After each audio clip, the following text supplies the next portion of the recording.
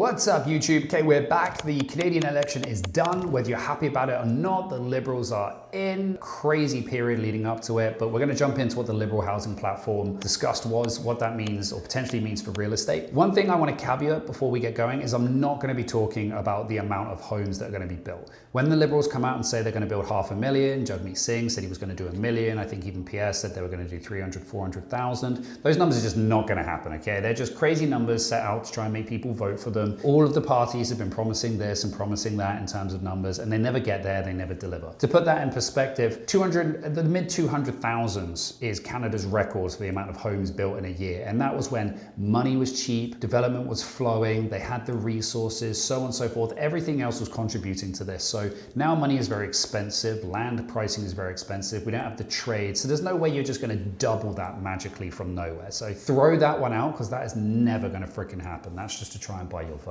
So one of the big things, I'm gonna start off with a couple of the concerns with the Liberal platform. So they're looking to bring back a platform that was originally introduced in the 70s. It was called MERB, M-U-R-B. And this was to basically incentivize private equity to come in and build rental housing supply. And ironically enough, obviously that's what we need now in certain markets, but it was actually taken out in the early 80s because a review on it said it was very expensive to government, which means it's expensive to you and I because we pay for the government. But also it showed that it didn't actually really help, or it was inconclusive whether it actually helped towards the building of rental supply or not. That's a bit of a concern if that analysis has happened, but it rings true with their platform. They have, I don't know if any of you have seen it, but you can look at the catalogue that the Liberals released of these prefabricated homes to try and help with the housing supply issue that we have here. They originally came out and said they were going to do like an updated version in the 40s when people came back from war and so on and so forth. So they're kind of trying to look to the past for answers. Some of these homes are, some of these homes are like 3 bedrooms and they're like 1,000 square feet. If you look at any of the condos these days, especially these shoebox condos, people are not buying them because they don't want to live like lab rats with their family. So I mean, if you're just building these prefab homes as well, and you're going to make people live like lab rats, they're just not going to go for them. So I question that as well. My other concern is the backbone behind the Liberal platform is they're essentially going to be acting as developers. My issue with this is not just the Liberal Party in general, but whenever government gets involved in anything, it is never fast and it is never cost effective, and there is never any recourse when it goes wrong. If a private investor gets involved in a project and it all goes tits up, then that private investor and anyone else who is invested in that project loses the money. The problem when government does these things is there's no recourse and we all lose the money because there's just eventually more money being printed or lost, or interest rates are higher and we've taken on more debt. Basically, we're paying for it as the public if they fail. And the government just never has a good record, regardless whether you're Liberal, Conservative or NDP, or even Green for that matter. They never have a good track record of that. So that worries me a bit. The other thing is as well is municipalities and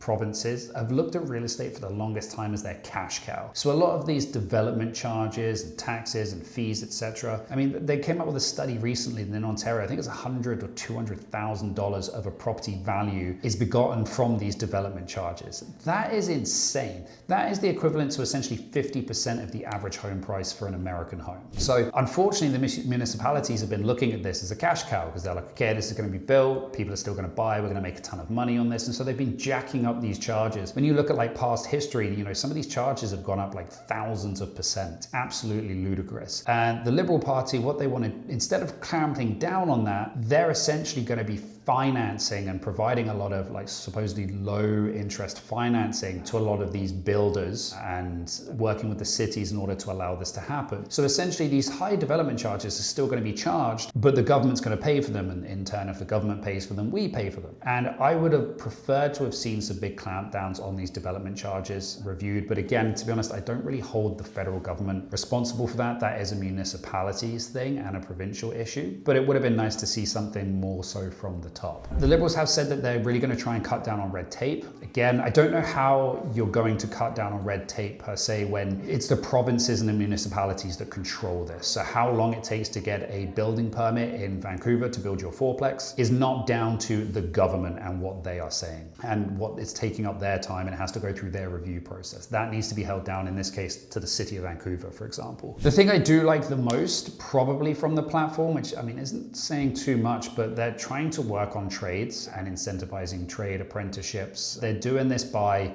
they're looking to do this supposedly by requirements of projects and companies to hire apprentices and so on and so forth. We do need the manpower in here in order to get these homes built, so it's nice to see that. I think a lot of people don't realize the potential earning opportunity as a tradesperson getting into the business. So some emphasis on that would be good. That would be nice to see. It remains to see what actually happens with the housing supply. If you ask me, nothing is actually going to happen. A lot of these vague promises, things that are just never going to happen, like the $500,000 homes, and then these other things where like that they say they're going to build a new department and the party is going to be, or the government is going to be the developer. These are things that all get really tied up in bureaucracy and red tape and expenses that never actually kind of come around. So I don't see anything happening on it at all. So if I was to summarize this video up, what's going to happen? Probably exactly the same on which we've been getting for the last 10 years. I hope that's not the case, but thanks for joining me, guys, and I will see you next time.